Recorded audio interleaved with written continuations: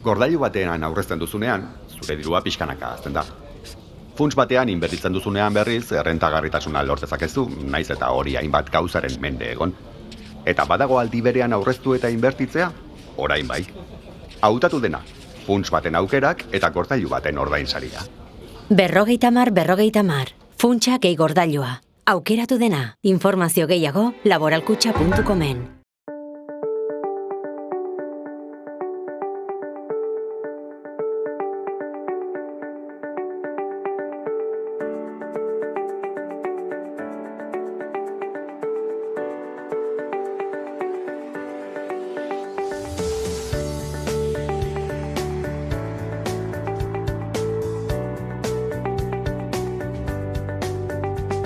Kaixo eta ongi etorriak saio berri batera, gaur urtarrilak 20 astelena elkarrizketa bakarra izango dugu. Gaurkoan Koro Azkonarekin egongo gara, Kabiak elkartetik datorrena. Kabiak elkarteak Fi-Sahara eta Nafarroako Filmotekak Saharako bigarren zinema ziklo antolatu dute, eta honen inguruan hitz egitera dator Korok. Baina honekin hasi baino lehen goazen gure betiko edukiarekin.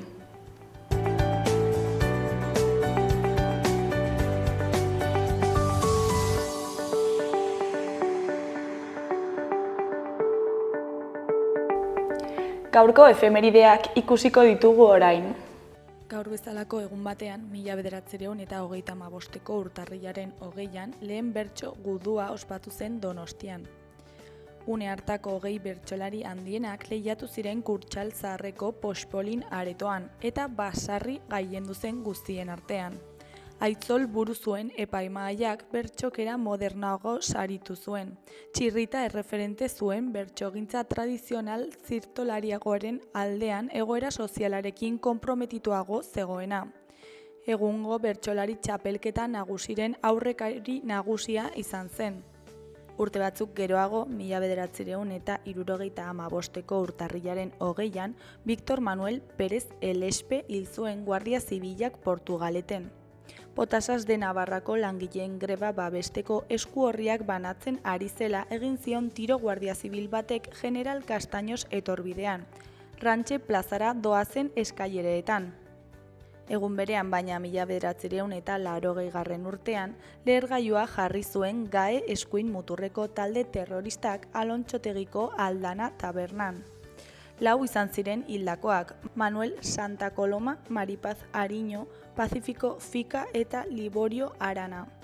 21 zauritu ere eragin zituen leherketak, batzuk oso larri eta gorputz atal anputatuekin.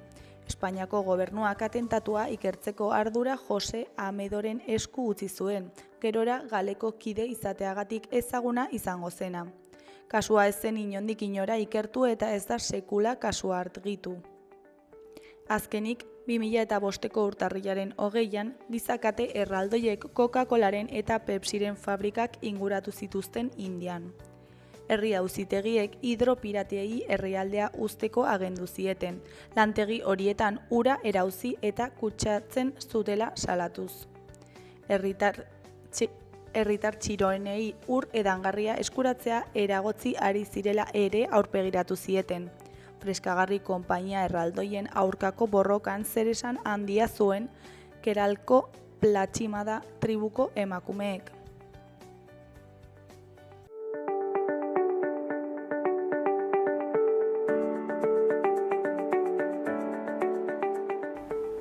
Errepasatu dezagun aste honetarako agenda. Astelenean, Hil beltza novela beltzaren astea hasiko da. Euskal Novela beltzaren astea ospatuko dute 11. Baztanen. Liburu aurkezpenak, solasaldiak, mahai inguruak eta kultur ekitaldiak antolatu dituzte.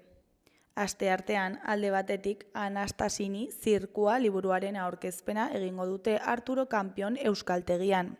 Anastasini zirkua ondu dute Miren Amuriza idazleak eta Malen Amenabar ilustratzaileak. 1936ko uztailean iritsi zen Anastasini zirkua Lodosara.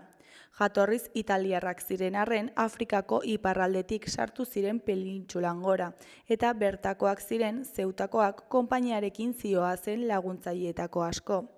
Emankizun bakarra eskaini zuten, zirkuko kide gehienak fusilatu zituzten eta beren material eta animalia guztiak geratu ziren bertan behera. Arratsaldeko 6etan Ika Arturo Kanpion euskaltegian aurkeztuko dute liburua eta 7 karrikirin. Beste alde batetik Kondestableren zibiboxean arratsaldeko 7etan Jose Luis Erdoziaren Ai Haupenanik izeneko dokumentala egongo da ikusgai. Nafar Ateneoak antolatuta Iruñeko udaletxearekin lankidetzan. Ai Haupenanik filmaren helburua herritako hizkera berreskuratzea da. Etxarrikoa bereziki kasu honetan toka eta noka, emakumeen beraien artean nola egiten zuten, gizonak emakumeekin baita gizonak haien artean ere. Noka eta noka lokuptiboa. Ostegunean Sanduzelaiko liburutegi publikoan arratsaldeko 7etan Mo behi euskaldun baten memoriak izeneko liburua izango dute aztergai. Hilabete bakoitzeko 4. ostegunean biltzen da irakurle taldea, aurretik irakurritako liburu bati buruz aritzeko. Juantxo Urdiroz idazleak koordinatzen du. Aurtengo saioa urtarrilaren 23an izango da. Eta Juan Suarezen Mo behi euskaldun baten memoriak liburuaz eztabaidatuko da. Larun batean Izaki Gardenak eta Nasker taldeen kontzertua egongo da Totem aretoan. 2012an sortu zuen Jon Basagurenek Izaki Gardenak taldea. Ordutik 3 disko luze eta hainbat single plazaratu dituzte, rockaren eta poparen arteko soinuak landuz. Orain, 4 urteko geldialdi baten ondoren 2024an berriz martxan jarri da taldea. Orube izeneko diskoa argitaratuz. Totemen izango dira Nasker Atarrabiako taldearekin batera, arratsaldeko 8etan.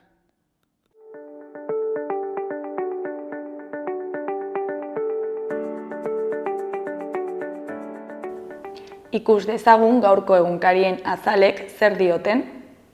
Diario de Noticiasen titular nagusian, Iruñean eta eskualdean dago Nafarroan sortzen den enplegu berriaren 85%. 2024an eskualdeen arteko desoreka handitzen da. 10 udalerritik 4 bakarrik gelditzen dizkiote langileak plantillari. 10 udalerrietatik 4 bakarrik gehitzen dizkiote langileak plantillari. Nekazaritza industria hazi eginda Herriberan. Argazki nagusian, Budimir atxekabetuta dago Sadarren, Osasunak Raio Vallecanorekin berdindu zuen unean. Titularrean, Lehorteak ligan jarraitzen du. Osasunak berdindu egin du etxean eta gaur ezagutuko du kopako aurkaria. Hori koloreko berrian 3.000 pertsona baino gehiagok etorkizuneko irtenbidea eskatu dute Susundegrientzat. Ezkerreko berrietan, goikoan, Iruña beltzak gaur irekiko du oihala 25 idazlerekin eta 30 jarduerarekin. Behekoan, Tangerreko gazte bat, Iruñeko bizilaguna, familiarekin berriz elkartzea. Eskuineko berrietan, alde batetik Nafarroako 8 kontzeju in extremis desagertzetik salbatu dira. Beste alde batetik Nafarroako auzitegiak IRPH demandak geldiarazi ditu EBJ-aren epaiaren ondoren.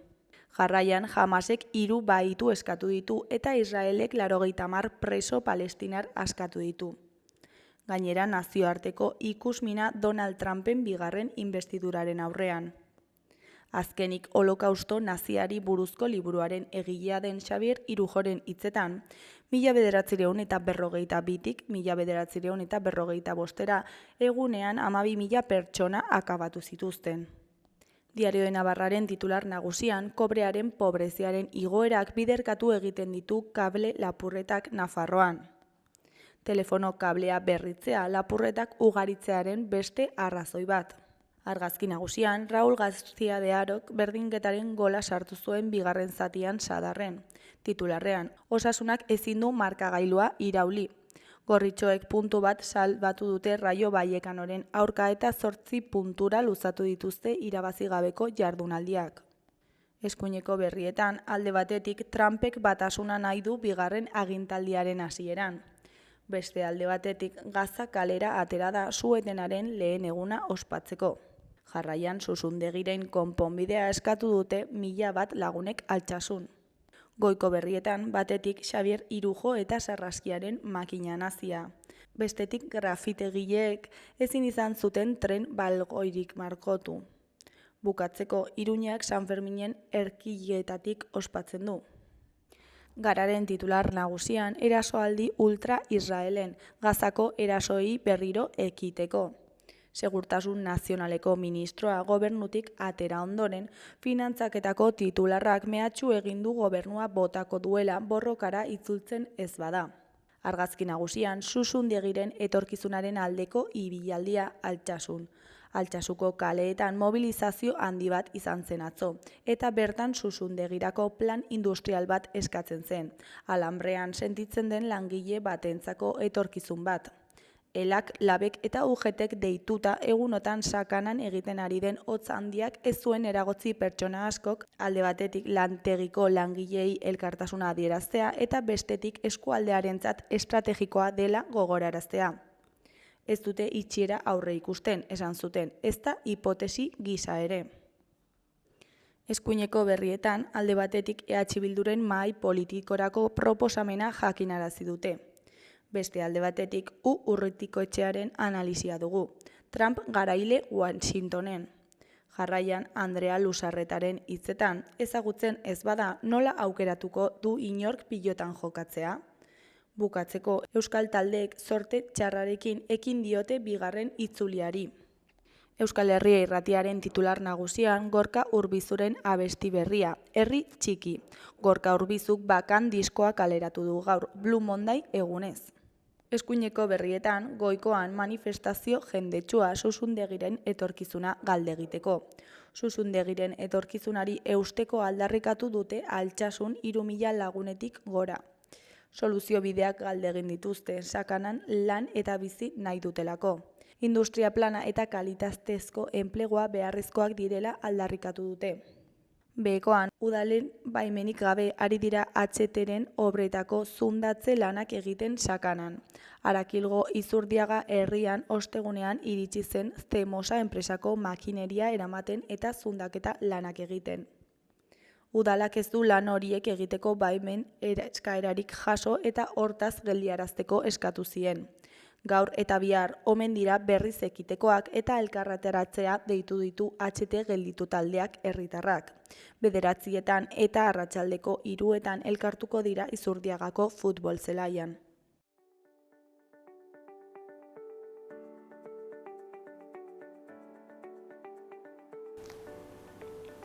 Gaurko eta biharko eguraldiaren iragarpena ikusiko dugu.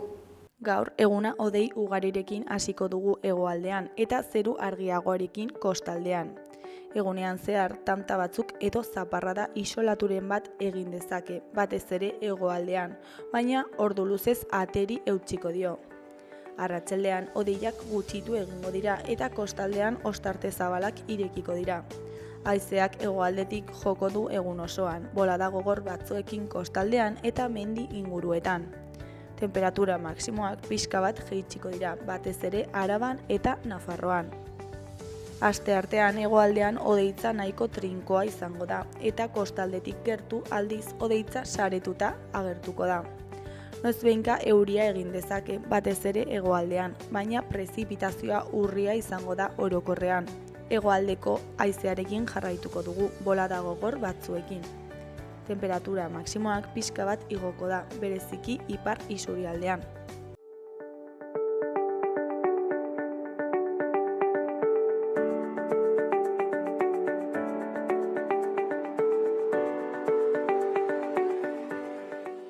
Kaixo, lehen aipatu dugun bezala orain Koro Azkonarekin gaude. Kaixo, zer moduz? Kaixo, ondo, bai, ongi. Bueno, Saharakorako bigarren zinema zikloa antolatu duzu, ezta? Bai. Kabiak elkartetik, Fish Sahara eta Nafarroako filmotekak antolatuta, ezta? Bai. Eta, zertan datza zinema ziklo hau?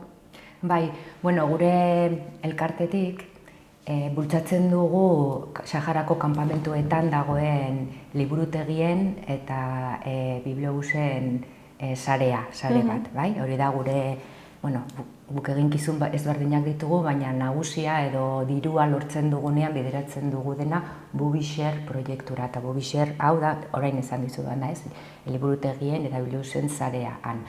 Orduan, urtean zehar, Nafarroan badugu hitzarmen bat liburutegiekin eta joaten gara ikasturte bakoitzean Nafarroako 8 liburutegietara eta han egiten ditugu ekitaldi batzu, bai? Beste, pixka bat ikusarazi Saharako herrian gertatzen ari dena, liburuen erakusketa bat, saio bat umeekin, erakurketa klua, bai, badaukagu halako hitzarmen bat. Eta gure helburuetako bat ere bada Saharako herriari gertatzen ari zaiona kontatzea eta, hitza eta plazaratzea zer gertatzen ari den, ez? Orduan, aprobetxatuta, liburutegikin hitzarmen hau badaukagula, lortu genuen duela 2 urte filmotekarekin zine ziklo bat antolatzea helburu honekin, bai? Badago erakunde bat, FISAHARA, hau da, Sahararen aldeko festivalak, zinema festivalak, hau da, estatu mailan dagoen elkarte bat, FISAHARA oso garrantzitsua, urtero egiten du kanpamentuetan zinema jaialdi importante bat, nazioarteko zuzendariak eta joten dira ara, eta badu bertan eskola bat, eta hor gazte sahararrak ari dira formatzen zine zuzendariak izateko eta pelikulak egiteko. Orduan, ikusita liburutegie filmoteka daukatela, FISAHARarekin nolabaiteko harremana daukagula eta geure helburua Saharan segertatzen ari den plazaratzea dela elkartu ginen, eta hasi gara ekimen honekin. Duela 2 urte egin genuen lehendabiziko zine zikloa, eta 2 urte pasata, hau da urten, ari gara egiten ja 3 saio dira eta dagoenekoz 2 eginda daude, ari gara 2. Zinema zikloa Sahararen aldez, hola sortu zen hori eta helburua edo zer dela eta galdetzen duzu da, zinea oso bide erresa da jendearen gana ailegatzeko. Saharako gatazko zaharra da, gaur egun 11 gatazka daude, urte asko pasa dira, eta oso zaila da haie jarraitzen dute, gure artean bizi dira, sahararrak, eta halako blokeo mediatiko nahita eginda dago, gertatzen ari zaienaz, eta, egu saiatzen gara hori hausten, eta lan horietako bat da zinea, oso bide erresa delako edo jendearen gana ailegatzeko. Eta Kabiak elkartetik, nola egiten duzuen lan, noiztik zabiltzate honetan? Bai, zine zikloan eta gure lanean. Ez, orokorrean. Orokorrean, bala. Gainera, Kabiak elkartea hemen dago, Berriozarren dauka bere egoitza, bai? Lehen komentatu dizut, estatu mailan sortu zen proiektu hau Bubixer izeneko proiektua, eta 2008an bazegoen estatu mailan Sahararen deitzen zen gaztelaniaz la generación de la amistad. Eta horiek ziren idazle sahararrak eta espainiarrak, oso kontzientziatuak han gertatzen ari zenarekin, eta ari ziren estatu mailan liburuen bidez, literaturaen bidez, kontatzen, zer gertatzen zen, joaten ziren eskoletara eta horrela. Eta haiengandik sortu zen ekimen hau, Sahara Espainiako kolonia izan zen, urte askotan, eta bigarren hizkuntza kurrikulumean, bigarren hizkuntza gaztelania dute, baina urteak pasata honetan, gutxiago eskoletan ikasten dute gaztelania, baina gero ez dute erabiltzen noski. Eta orduan idazle talde honek pentsatu zuen modu bat liburuak eramateko ara, bizkaba laguntzeko horretan, eta 2008an sortu zen ekimen hori, autobus bat bete egin zen liburuekin, orduko Ibarretxe lehendakariak, hori, berak jarri zuen autobusa, eta autobus bete liburu atera zen Saharara, oso esperientzia hona izan zen, jende asko joan zen garaia hortan nahiekin, eta handik aurrera, 2008tik gaur arte, kanpamentuetan 5 wilaia daude, 5 provintzia, 5 kanpamentu, eta lortu da kanpamentu bakoitzean liburutegi bat osatzea oso politak, bakoitzean 5 langile, liburutegi bakoitzak badu bere bibliobusa, eta orduan, harinez kontatzen Mubixer proiektua, galdetu didazu, kabiak zer egiten dugu, baina, hau da lan nagusia, bultzatzea proiektu hau. Eta orduan oso lan polita egiten ari dira, gaur egun evoluzionatu egin dira, helburua ez da gaztelania, baizik eta kultur zentro bihurtu dira.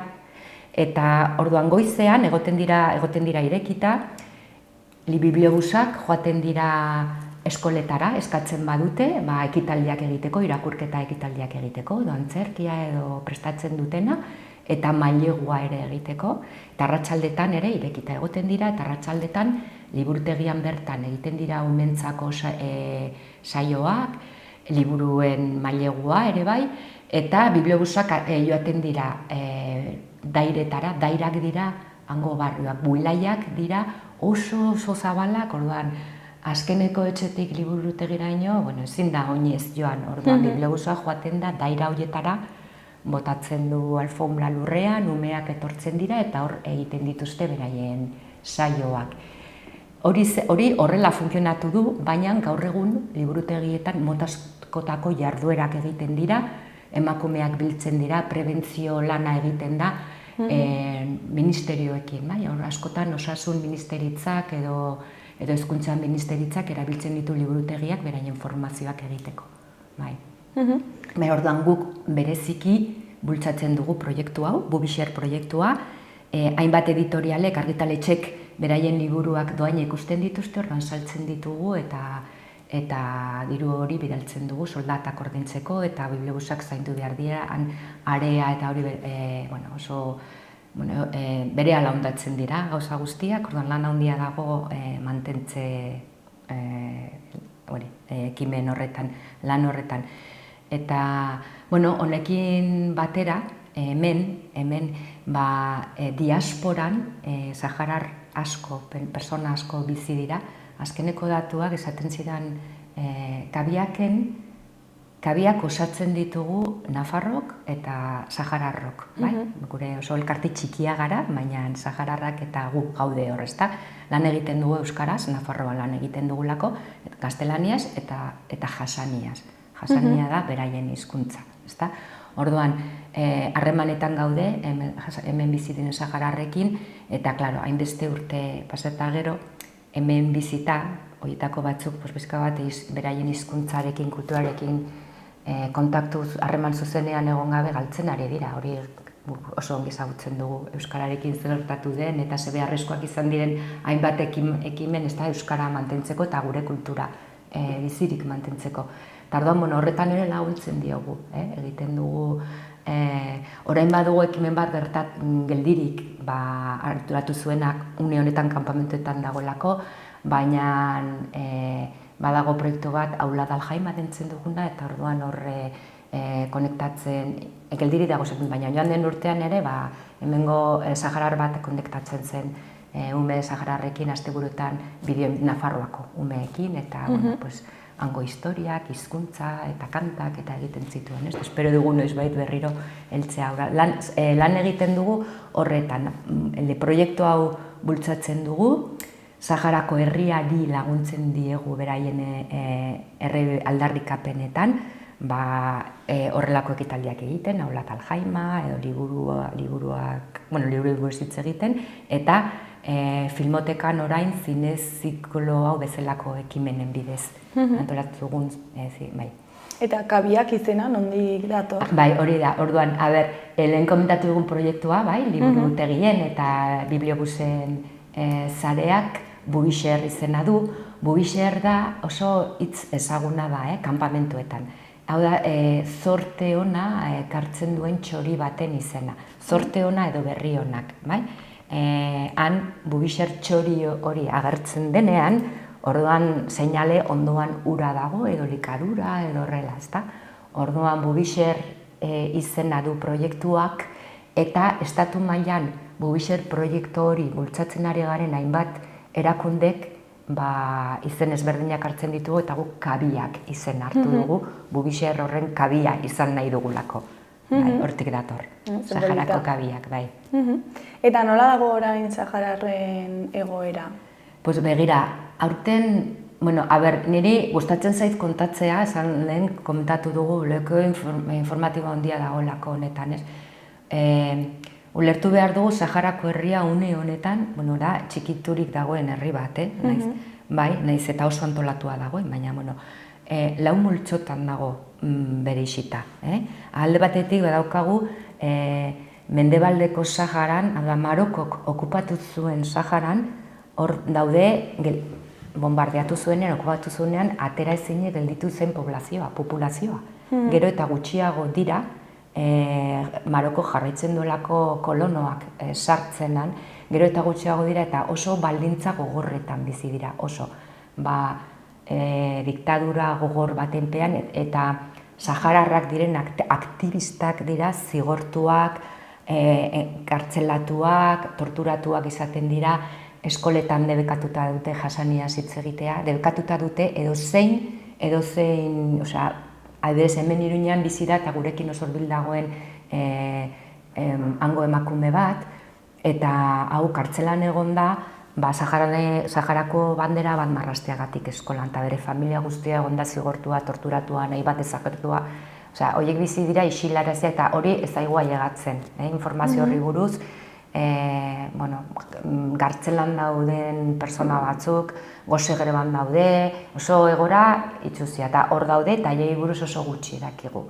Bestaldetik daude, Maroko sartu zunean, 1975ean, okupatu zuenean, bombardatu zuen, eta populazio guztiak ihes egin zuen, eta hegoaldera ezin ziren joan, Mauritania ere haien kontra zegoelako, goian Maroko, orduan joan ziren Argeliara. Ekialdera, Argeliak babestu zituen Hamada izeneko pasamortu toki, inork bizi nahi ez duen toki batean basamortuko alderik okorrena, baina txarrenean, baina han zegoen bere base militarra, Tinduf, eta orduan han hartatu zituen, ihes egin zuten Saharar guztiak. Gaur egun dira 180.000 inguru, horiek. Bestaldetik, gerra iraundu zuen bitartean, Marokok eraiki zuen iparraldetik hegoaldera gaur egun, lehen luzeagoa zen, 1800 kilometroko harrezi bat, Israelgo teknologiaren bidez, eta harrezi horrek bereizten du Sahara okupatua, itsasoa eta aberastasun guztiak dauzkana, eta lurralde liberatuak. Lurralde harrezi horren inguruan, inguru osoa minaz beteta dago, eta hegoaldean Mauritaniako mugan hor dago Polisarioko indar militarrak daude hor gerran, eta hor ere bizi da 3. populazio zatia. Hor bizi dira, gerra batean, gerra isildu batean, egunero hiltzen ari direlako eta goz garanteratzen. Marokok bidaltzen ditu bere dronak eta ezin da lurralde liberatu honetan, erreziz alde ontara dagoenak, duela 2000 arte, ibiltzen ziren oraindik nomada sahararrak, ibiltzen ziren. Kontu handiz, hurbildu gabe harrezira minak daudelako, kalkulatzen dute 7 milioi mina daudela. Oraindik. Hor bizi diren, baina 2000 urtean berriz Espainiako Sánchezek berriro traizionatu zuenean eta zan zuenean berak nahi zuela Sahara herria autonomia izatea, orduan hautsi eta hor hegoaldean, hori izan zen, hegoaldeko mugan egin zuten zibilek etengabean Marokok ari zelako hausten hegoaldeko muga Polisariok kontrolatzen du Mauritaniarekin, eta ari ziren etengabean kamioiak errespetatu gabe eta alako intrusioak egiten, orduan egin zuten alako protesta pazifikoa eserita zibilek, eta Marokok erasotu ziren, eta orduan hautsi zen Suetena, zegoen Sueten olako milen artean, hor, hautsi zen, eta orduan, geroztik, ez dago nomadismorik hor, gerra betean daude, eta utxik dago zonalde hori. Eta gero badago, 2. populazio zati bat, eta hau da diasporan bizi dena, asko dira. Kanpora ikastera joan direna, Kubara, joan ziren asko ikastera medikuntza, Argeliara, Estatu Espainolera, Eta horiek asko eta asko dira, gure artean bizi dira. Iruñean, uste dut ez, aurrekoan izan ziguten 100 familia saharar bizi direla Iruñean, Gero auzoetan, Barañainen, Agoitzen, Altsasun, horrela, familia asko bizi dira. Eta hori da, 4. multzoa. Horregatik esaten dugu herria txikitua dagoela. Eta horrela badaramate 50 urte. Eta nazioarteko elkartasuna nolakoa izan da urte hauetan zehar? Nazioarteko elkartasuna, familia mailan, pertsona mailan, edo gurea bezalako erakunde mailan oso ona izan da beti. Ekimen asko dago eta orain gutxiago uste dut, baina oso fuertea izan da, oso, eta umeak badakizu badago programa bat umeak bakean, oporretan bakean, bakazionezen bat, zaten da hori gaztelaniaz, eta orduan etortzen dira umeak ona udan, elikadura eta hobetzeko, eta gero joaten direnean familiek jarraitzen dute laguntzen, orduan pertsona mailan ona izan da elkartasuna, baina gobernu mailan gero eta okerragoa, gero eta abandonatuago daude. Espainiak ere berriro ere esan du ez du onartzen Saharako herria, ez dio ematen herrien nortasuna, naiz eta legalitatea behin eta berriro eta urtero hausten ari dire. Ze gatazka hau dator deskolonizazio garaian Afrikako herrialde guztiek, onuk kolonizatutako herrialde guztiei Afrikan, ari gara aurreko mendeaz hitz egiten, aukera eman zien autodeterminazioa eskubidea garatzeko orduan. Afrikako herrialde guztiek koloniek lagundu zieten autodeterminazio prozesua garatzen eta horrela lortu zuten independizatzea. Baina Saharari, mendebaldeko Saharari tokatu zitzaionean, Espainiak ez zuena izan, hor aberastasuna handiak sortu zirelako. Saharan dauden, eta hau da gatazka honen zergatik ez den bukatzen, hau da jatorria, Saharan daude munduko fosfato meategirik handienak. Handienak ez badira, bigarrenak edo horrela, aberastasun ikaragarria. Eta kostaldean arrantzaren aberastasuna ere ikaragarria zen. Eta hau zen arrazoi bat Espainiak ez deskolonizatzeko Sahara, ekialdeko Sahara. Berak ez zuen bete onuk agindutakoa. Eta presionatu zutenean bakarra zelako, gaur egun oraindik Sahara da Afrikan deskolonizatu gabe gelditzen den herrialde bakarra. Orduan, presionatu zutenean deskolonizatzeko, justu Franco hiltzen ari zela, hori alde batetik baietz esan zuten. Lehenagotik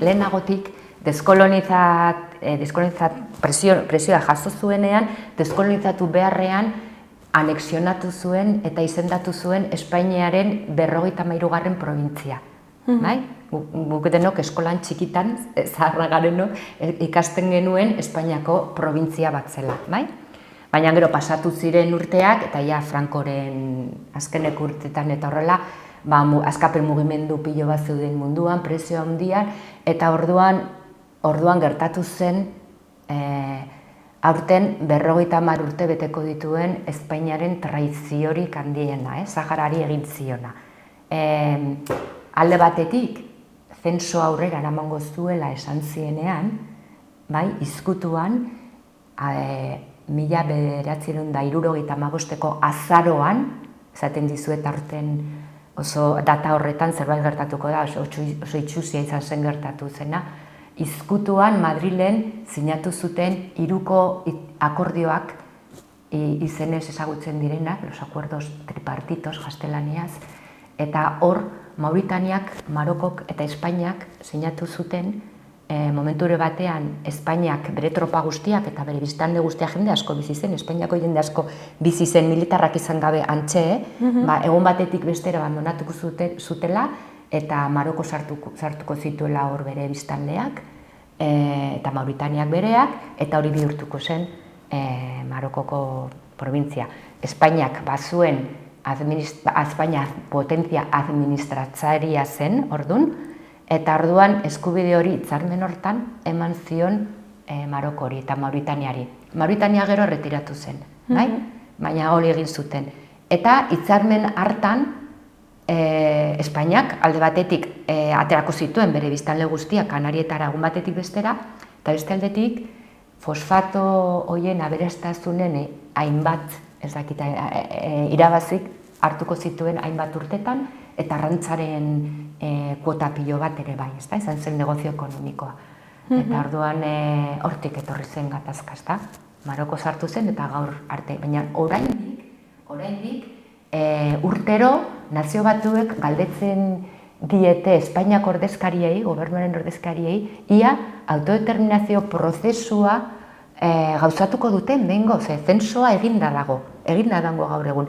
Bakarrik egin behar dute bozkatu, ia hori abiatuko duten, eta ia azkeneko urteetan Espainiako ordezkariek ez dute erantzuten, Sánchezek ez du erantzuten, edo esaten du ezetz. Eta horrela pasatzen ari dira urteak, eta egoera gero eta gogorragoa da. Eta hemen Espainian gobernu aldaketarekin edo aldaketekin ez da egoera aldatu? Ez, kontrakoa. Duela 2 urte,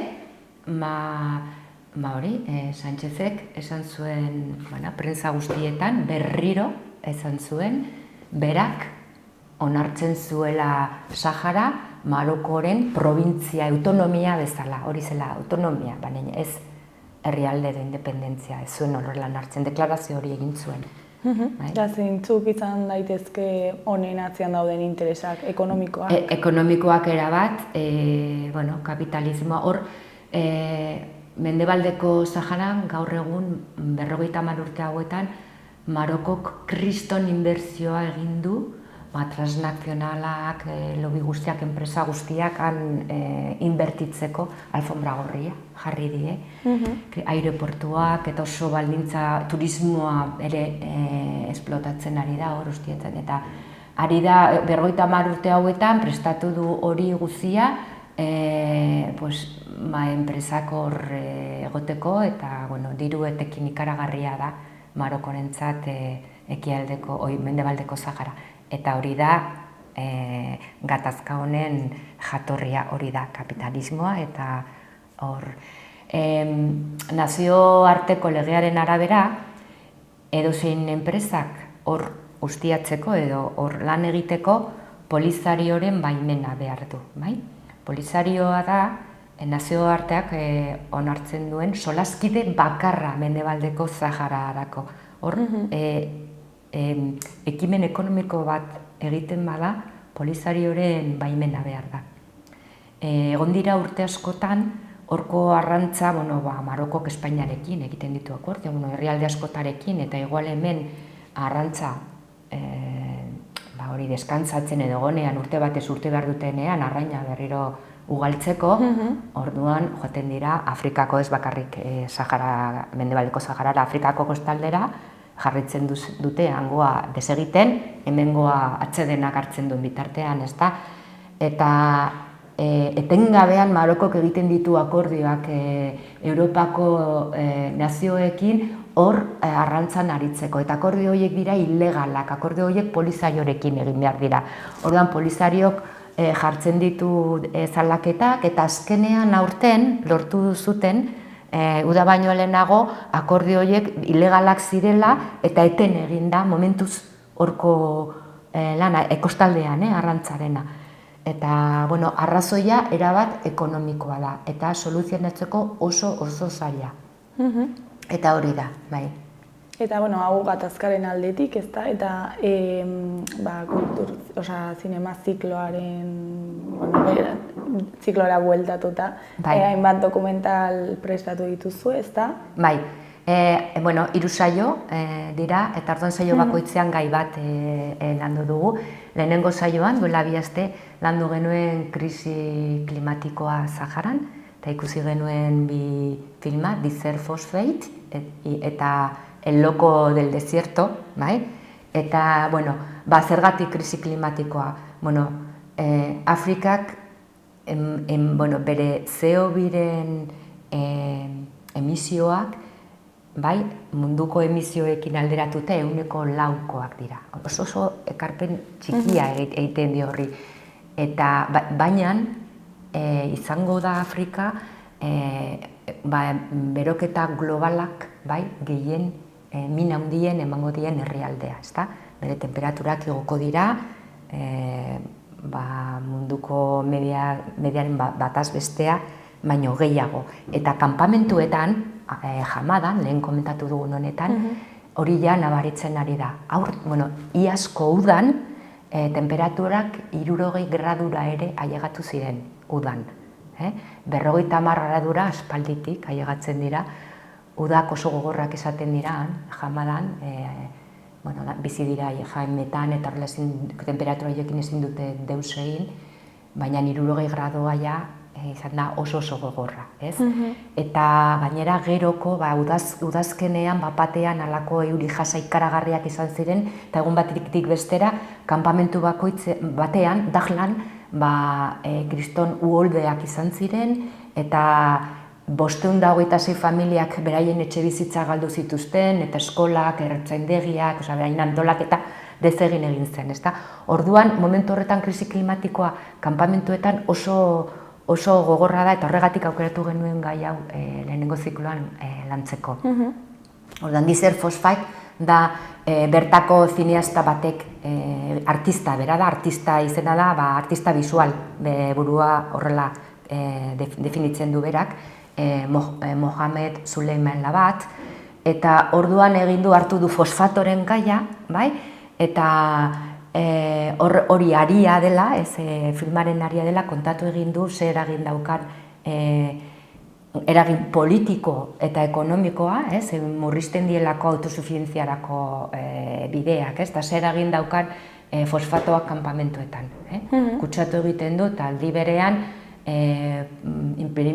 fosfatoren implikazio politikak zurrarazi du ezin edukitzea baratzak eta ezin dira autonomoak izan, hori, eta orduan, pixka bat oso irudi ederren bidez, baina oso ederra jorratu du, montatu du, egin du film hau, Desert Phosphate, aukera baldin baduzu ikusteko oso ederra da. Eta gero bigarrena da, hain zuzen ere, Kabiako kide batek protagonizatutako ekimen bat kanpamentuetan, bera ingeniaria da, berriztagarritan, eta egin zuen proiektu bat temperatura jaisten zuten etxe bizitzak eraikitzeko. Han ez dute urik, badute ura, putzu batzuk, baina edateko urik ez, eta orduan botillako ura daten dute. Imagina ezazu, 180.000 pertsona botillako ura edaten 50 urte, zer izan daiteke ura, eta ez dago birziklatzeko baldintzarik, orduan plastikozko botila non nahi daude, erretzen, ikaragarria da, joan behar da ikusteko ze gogorra den 50 urtetan horrela bizitza, eta ala ere zehungi antolatuta dauden.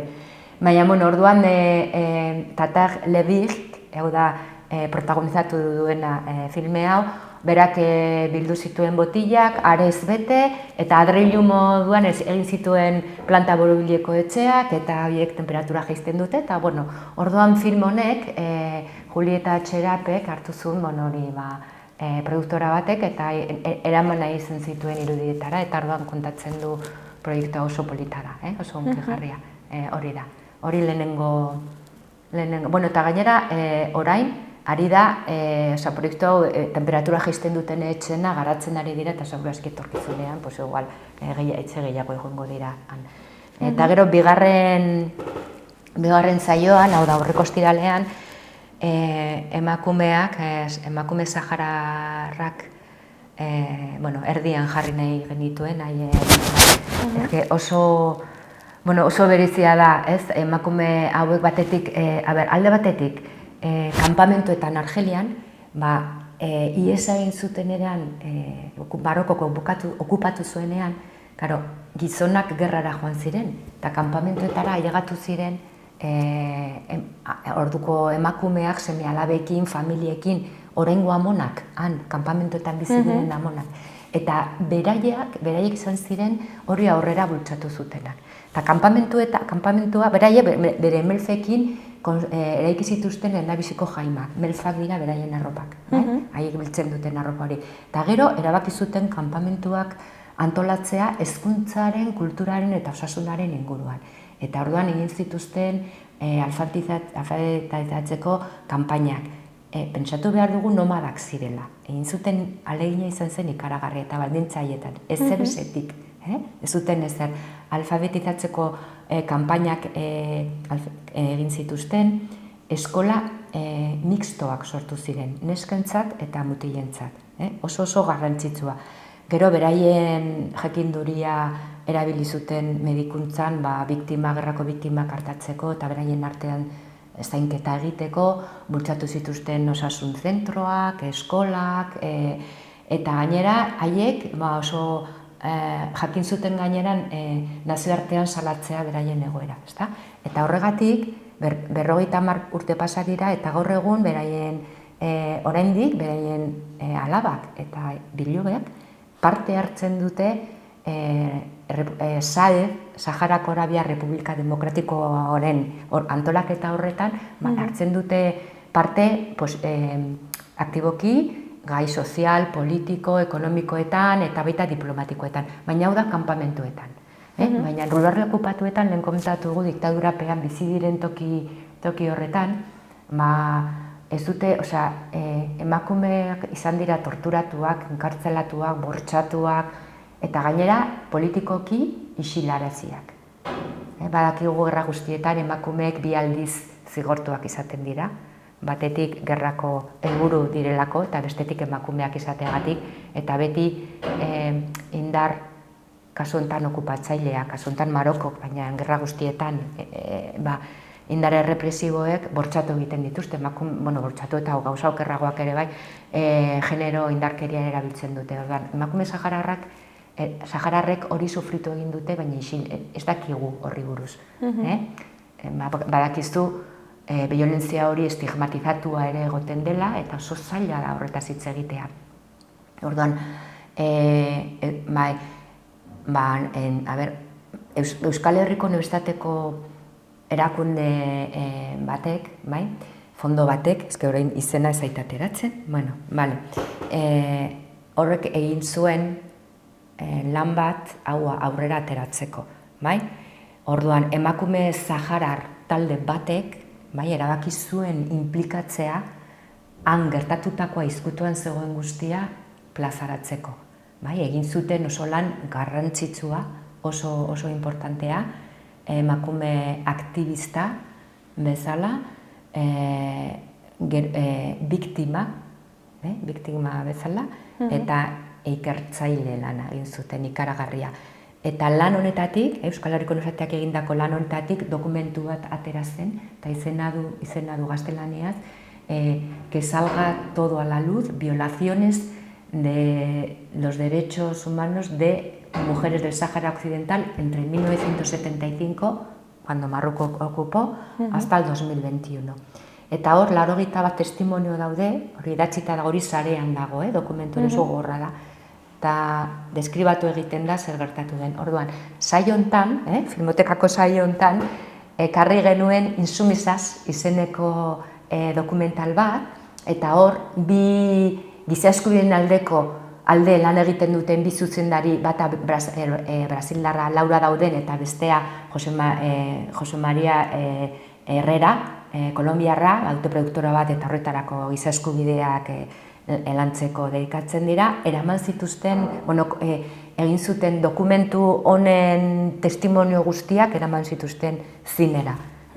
Eta oso ongi kontatua dago, beraiek hitz egiten dute, eta oso ongi gelditzen da, oso argi zer gertatu zaien hango emakumei, eta zen izan den bere borrokak. Eta gainera, oso modu delikatuan eginda dago, irudi gogorrenak marrazki bizidunen bidez eginda dago, hori erabildu dute, eta oso bagenuen gogoa filma hau Iruñean ikusteko, Insumisaz izena du. Eta gero beste bi film oso politak, eta hau da, Saharako dokumental dira biak, bigarrenak izena du Running Home, hau da, zineazta, emakume kanadiarra, bera, zuzendaria, zine zuzendaria, eta berak kontatu nahi izan zuen zinearen bidez, kirolari profesional, eliteko kirolari profesional baten historia. Eta hau da Inma Zagonera, agian ezagutuko du, kirolduan dagoen jendeak, nahiko ezaguna izan da, saskibaloi jokalaria, oso eliteko kirolaria, oso ezaguna, eta neska hau adoptatua izan zen txikitan, bere anai arrebekin, Mallorcako familia batek adoptatu zituen, bera eta bere bi anaiak, eta baina inoiz ez zuen gehiegi bazekien, bere ama sahararra, baina inoiz ez zuen hortaz sakondu nahi izan. Eta Estatu Batuetan horren bizi dagan, eta bere kiroletan edo hori prestatzen ari zela, ailegatu zitzaion berria urtero Saharako kanpamentoetan, antolatzen dela Sahara Maraton. Hau da, 2001 urtetik antolatzen den elkartasun lasterketa bat, eta nazioarteko mailan jendeak parte hartzen du. Eta hien helburua da ikusaraztea zer gertatzen ari den eta dirua lortzea bertako familientzat. Orduan neska honek erabakitzen du parte hartzea. Eta egiten du bidaia, parte hartzen du, eta zaiatzen da bilatzen, bere sustraiak, eta esperientzia polit bat oso ongi kontatua, gauza asko gertatzen dira, eta esperientzia horrek gainera eramaten du emakume hau gero aktivista izatera, ez? Gero bera bukatu du Estatu Batuetan kontatzen edo salatzen zer gertatzen ari den. Running Home, oso polita. Eta hirugarren filma da Muta eta Hama Fukuren heriotza. Eta Muta da kanpamentuetan bizi den emakume bat, psikologoa, orain bizi da Estatu Espainolean, baina errodatu zenean, dokumental hau bizi zen, eta berak momentu baten erabakitzen du, hegoaldean, lehen kontatu dugu, lurralde liberatuetan, minaz beteta dagoen lurralde hortan, erabaki zuen minak desaktibatzeko gobernuz kanpoko erakunde batekin lan egitea, eta bere lana zen minak bilatzea. Oso lan gogorra. Zergatik, ez du kontatuko inork ikusten badu pelikula, baina berak esplikatzen du zergatik, orduan film honek kontatzen du ze arazo sortzen ari den minena, eta gero da bere bide personala ere zergatik dagoen hor, bai? Hori da, oso interesgarria ere bai. Daniel Suberbiolak errodatu zuen hau, eta haiek ere badute produktora bat, berak da Jose Maria Almeidak ere giza eskubideko salaketak filmatzeko edo kontatzeko horren inguruan. Oso polita ere irudien bidez. Eta honetan parte hartu zuen kolokioetan, lehen ez dut kontatu, lehenengo aurkezpenean parte hartu zuen Tater Lebrik, hori etxe bioklimatiko horiek ere ikiztu duen personak, eta horrengo honetan Naza El Khalili, hau da Iruñean bizi den emakume bat, lurralde okupatuetatik etorri da gainera IESean, 3 urte dara matza hemen, berak parte hartu zuen Insumizaz film horren narrazioan, eta baita Ekip Media kolektiboko kidea da. Eta Ekip Media da lurralde okupatuetan, dauden kazetariz eta zibiliz osatutako, aktivistaz osatutako talde bat, eta haiek kamaren bidez saiatzen dira dagoen blokeo mediatikoa uzten. Han gertatzen diren gauza guztiak danak daude jazartuak, IESean eta horrela, eta berak egin zuen kolokioa Kristina Berazain kazetariarekin. Eta Kristina Berazain da Berriako kazetaria, euskaraz lan egiten du noski, Nafarrokoa da, Elizarrakoa, eta idatzi du oso liburu polita, euskaraz idatzi den Saharari buruzko lehenengo liburua baita, oso interesgarria, oso erraz irakurtzen du erabat aholkugarria, eta berak kontatzen du, liburu horretan 11 elkarrizketa egin du, lurralde okupatuetara joan da askotan, baita kanpamentuetara, ordan hor biltzen du Saharako historia, gatazka politikoa, elkarrizketa horiek, eta gainera tartean Saharar historia, kultura, literatura, dena oso liburu osatua, oso polita erabat komendagarria. Bera egon zen azkeneko kolokian, eta berak elkarrizketatu zuen Naza El Khalili, lehen aipatu dudan emakumea. Eta orain, urrengo ostiralean izango dugu azken filma, orain ez da dokumental bat izango, oso gauza berezia izango da, Hamada, izeneko filma, da. Hamada da Argeliako basamortuaren zati hau, lehen komentatu duguna, oso toki zaila bizitzeko, ez da basamortua, area eta aula dagoen toki bat, harria, hautsa eta area oso pobrea gainera, ez du mineral asko gainera, hori lurra hor baratzikiak egiteko oso zaila da, oso toki ura ikaragarria da, Hamada izena du, eta hor, claro, ja, 3 eta 4 belaunaldi bizi dira hor. Amonak joan zirenetik, oraingo amonak han bizi dira oraindik. Haiek, orain daude, haien bilobak eta jarraitzen ari dira jaiotzen. Claro, 50 urte han, deus jabe, gazteentzat da oso gogorra. Umeak zoriontsuak dira, zu joaten zara gara eta ikusten dituzu, kanpamentuetan oso ume maitatuak dira, oso zoriontsuak dira, egia da, elikaduraren kalitateak kalte handia egiten diela, baina oso ongi bizi da, eskolarizatua gabe oso ongi daude antolatuak, baina, arazo handiak dituzte osasun aldetik eta elikadura aldetik ez da, baina ja gazteentza da oso gogorra. Kanpora joaten dira ikastera, joaten direnek gero lortzen dute lan egitea eta laguntzen dute familiai, baina han gelditzen direnentzat oso gogorra da, ez dago etorkizunik, nahiz eta karrerak eduki, Dola gutxi esaten zaigun hemengo neskan saharar batek bere ahizpak zuzenbidea ikasi duela hemen, baina han bizi behar izan du familia arazoengatik, eta han dago soinketa klaseak ematen institutu batean. Bai, eta hori da, ez dago etorkizunik, Eta orduan, pelikula hau Hamada, hau da, han badago zine eskola bat, Fisajarak bultzatua, Bojador Huilaian, zine eskola bat, eta gazteak hor formazioa jasotzen ari dira. Hori zuzendariak edo beraien zineak egiteko. Eta Galizia, Eloi Dominguezeren, hau da zuzendaria, zine zuzendaria, Galiziarra bera, egon zen eskola honetan irakasle 4 urtez. Eta 4 urte horietan zehar, hainbat sketch egiteko eskatu ziren bertako ikaslei, eta orduan, gai bat jartzen ziren, ez? Hori, zer egiten duzue denbora librean, eta hori grabatzen zuten, bai? Eta gai pilo bat, bai? Beraiei gaztek bezala kukitzen zieten gaiak. 4 urtetan zehar jaso zituen halako esketzak, eta gero horiek denak lotuta, eta osoari polit bat jarraituta oso ongi montatua egin du pelikula hau Hamada, bai? Ordu bat eta erdi irauten du, oso interesgarria, eta benetan islatzen du ze gogorra den hango bizitza, baina kodea da askotan oso humoristikoa, oso ona, eta iaia beharrezkoa zine sahararrean. Egora hain da dramatikoa non egiten diren dokumental eta pelikula guztiak tristeak dira. Gogorrak, politak esan daitezke, baina denak dira gogorrak. Eta hau, gogorra, mezua da ikusten duzu hostiaz, ezin dute zer egin ez, baina oso kodigo alaian eta oso politak kontatzeko. Nik uste dut, oso balore handiko filmea da. Ez da berria, uste dut 2015ean errodatu egin zela, orain ez dakit esaten ziur. Eta errodatu zinetik gara arte ere gauzak gogortu egin direla kanpamentuan, eta gogorra daude, baina islatzen dute oso ongi, haien errealitatea. Eta geroko kolokioan egongo da hemen Berrizarren bizi den Kabiakeko kide bat, bai?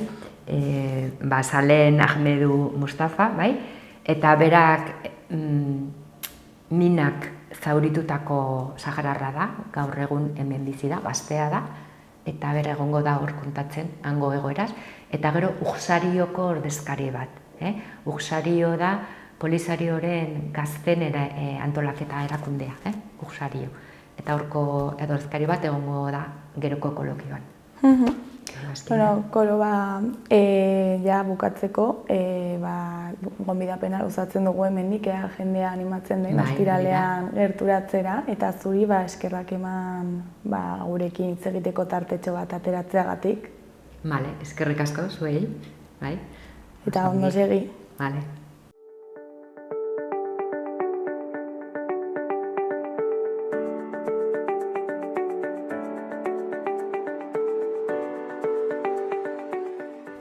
Gaurkoz hau izan da dena, bihar asteartea itzuliko gara eduki eta elkarrizketa berriekin.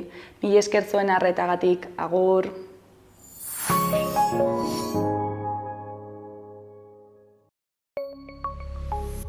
Gobierno de Navarra. Nafarroako gobernua.